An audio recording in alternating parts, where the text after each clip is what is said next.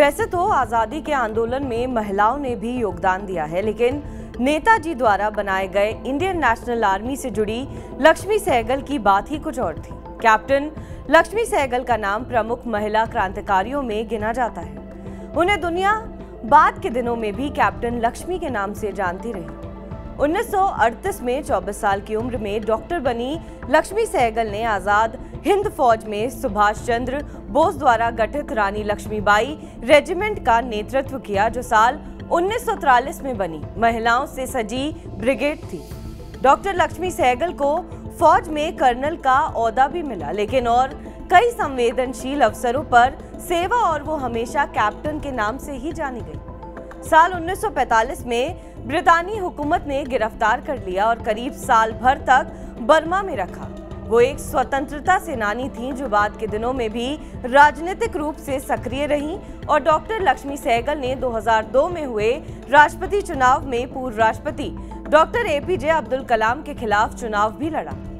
साल 1998 में पद्म भूषण से सम्मानित की गई। 23 जुलाई 2012 को कानपुर में उनका निधन हो गया। उनकी स्मृति में उन्हें उनकी साहसिकता, निस्वार्थ सेवा और अद्वितीय योगदान के लिए हमेशा याद किया जाएगा।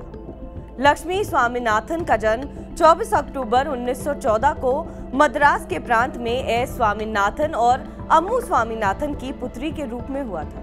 देशभक्ति का जज्बा उन्हें मां से मिला था, जो खुद एक सामाजिक कार्यकर्ता और स्वतंत्रता सेनानी के तौर पर जानी जाती थी।